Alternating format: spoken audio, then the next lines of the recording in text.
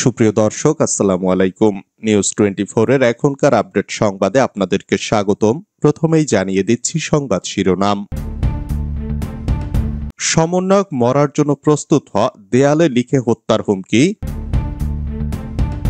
জামায়াত নেতা আজহারের মৃত্যুদণ্ডের রিভিউ শুনানি আজ। চট্টগ্রাম ইপিজেডে শ্রমিকদের মধ্যে সংঘর্ষে আহত 10, পুলিশের গাড়ি ভাঙচুর। বাংলাদেশ প্রসঙ্গে ট্রাম্প প্রশাসনের সঙ্গে কথা বলেছে ভারত। বিশ্ব নেতাদের সঙ্গে ডক্টর ইউনূসের বৈঠক, পাচারের টাকা ফিরিয়ে আনতে সহায়তা কামনা। অন্তর্বর্তী সরকার দ্রুত জনগণের কাছে ক্ষমতা ফিরিয়ে দেবে দাবি মঈন খানের। দেশের স্বার্থে সংস্কার প্রত্যাশী জামায়াত, যা জানালেন সেক্রেটারি জেনারেল। ডাকাতি রুখে দিল পুলিশ, 12 কিলোমিটার ধাওয়া করে ট্রাক সহ আটক 2। শুনছিলেন সংবাদ শিরোনাম। পুরো খবর পেতে ভিডিওটি শেষ পর্যন্ত দেখুন। সর্বশেষ সংবাদ পেতে চ্যানেলটি সাবস্ক্রাইব করুন। এবার বিস্তারিত। সমন্বয়ক মরার জন্য প্রস্তুত হওয়া, দেয়ালে লিখে হত্যার হুমকি। সমন্বয়ক ছেলে নিজ ঘরেই ঘুমিয়েছিল। পরে পরিবারের একজনের মৃত্যুর খবর শুনে লাশ দেখে ফেরার সময় বাড়ির দেয়ালে লাল কালি দিয়ে একটি লেখা চোখে পড়ে মায়ের।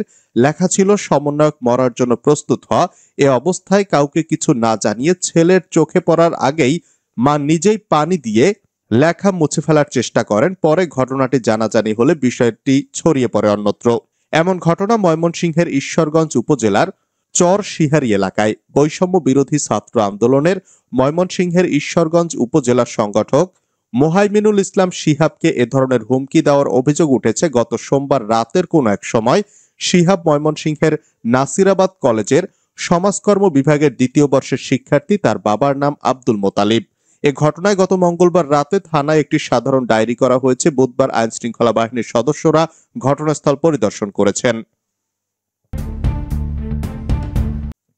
জামায়াত নেতা আজহারের মৃত্যুদণ্ডের রিভিউ শুনানি আজ।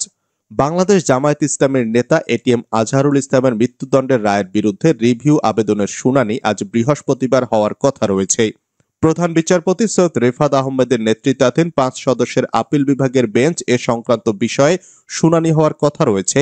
গত 9 জানুয়ারি প্রধান বিচারপতি সৈয়দ রেফাত আহমেদের নেতৃত্বাধীন 5 সদস্যের বিচারপতির আপিল বিভাগের বেঞ্চ আদেশ দেন। এর আগে 2020 সালের 19 জুলাই আপিল বিভাগের সংশ্লিষ্ট শাখায় রিভিউ আবেদন করেন এটিএম আজহারুল ইসলাম।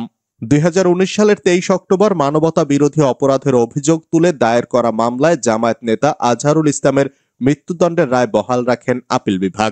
তৎকালীন প্রধান বিচারপতি সৈয়দ মাহমুদ হোসেনের নেতৃত্বাধীন আপিল বিভাগ এ রায় দেন।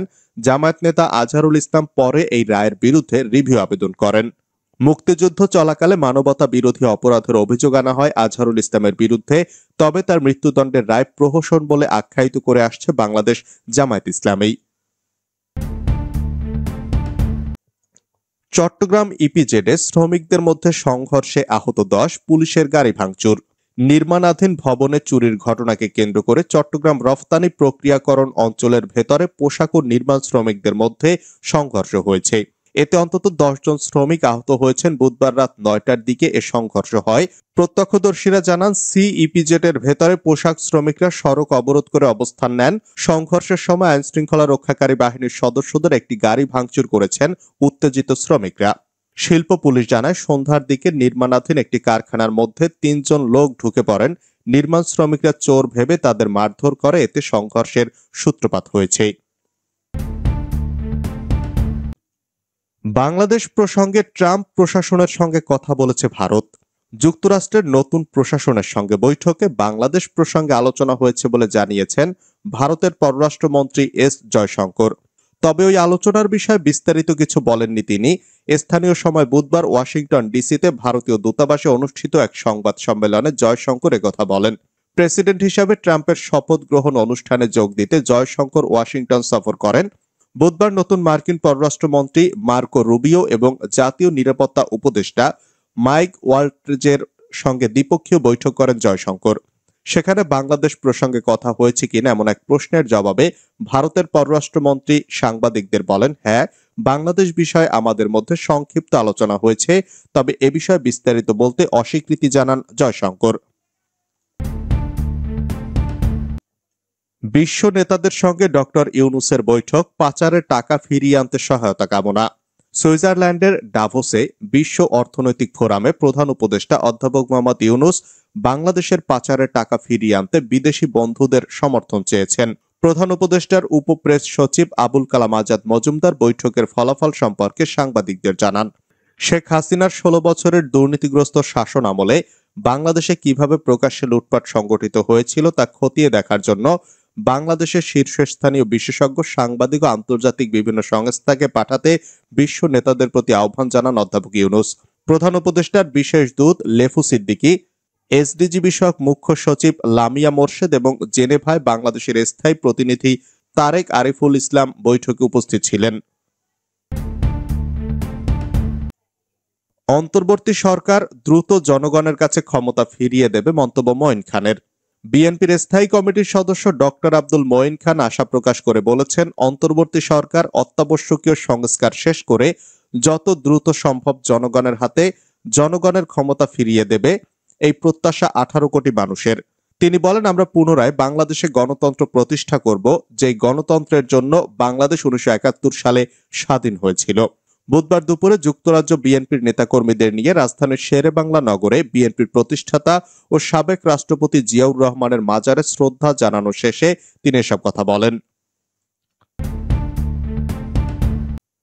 দেশের স্বার্থে সংস্কার প্রত্যাশী জামায়াত, যা জানালেন সেক্রেটারি জেনারেল। জামায়াত ইসলামী মানুষ ও দেশের স্বার্থে সংস্কার প্রত্যাশী, তাই দেশের জনগণ দ্রুত সংস্কার করে স্বল্প সময়ের মধ্যে নির্বাচনের প্রত্যাশা করে বলে মন্তব্য করেছেন বাংলাদেশ জামায়াত ইসলামের কেন্দ্রীয় সেক্রেটারি জেনারেল অধ্যাপক মিয়া গোলাম পরওয়ার। বুধবার পাবনার দারুল আমান ট্রাস্ট ময়দানে পাবনা জেলা জামায়াতের বার্ষিক রুকন সম্মেলনে প্রধান অতিথির বক্তৃতায় তিনি সব কথা বলেন। মিয়া গোলাম পরওয়ার বলেন, আমরা নির্বাচনী ব্যবস্থা সংস্কার চাই, এজন্য জামায়াত ইসলামের একটি প্রতিনিধি দল নির্বাচন কমিশন সংস্কারের প্রস্তাব দিয়েছে। আমরা সংখ্যানুপাতিক হারে নির্বাচনের প্রস্তাব দিয়েছি। এ বিষয়ে ব্যাপক আলোচনা পর্যালোচনা থেকে সিদ্ধান্ত গ্রহণ করা যেতে পারে। ডাকাতি রুখে দিল পুলিশ, 12 কিলোমিটার ধাওয়া করে ট্রাক সহ আটক 2। ট্রাক যোগে এসেছিল একদল ডাকাত, ছিল দেশীয় অস্ত্র। ডাকাতির প্রস্তুতিকালে টের পেয়ে যায় পুলিশ। স্থানীয় জনতার সহায়তায় শেষ পর্যন্ত ডাকাতি ভণ্ডুল করে দেওয়ার পাশাপাশি প্রথমে একজনকে এবং পরে ট্রাকটি ধাওয়া করে 12 কিলোমিটার ধাওয়া করে আরেকজনকে আটক করতে সক্ষম হয় পুলিশ। বুধবার রাত 9:45টার দিকে এ ঘটনা ঘটে। পুলিশ জানায়, খুলনা মহানগরীর সোনাডাঙ্গা থানাধীন ময়ূর ব্রিজের পূর্ব পাশে ডাকাতির প্রস্তুতির সময় স্থানীয় জনতার সহায়তায় পুলিশ ট্রাকটিকে চ্যালেঞ্জ করলে সেটি দ্রুত পালিয়ে যেতে চায়।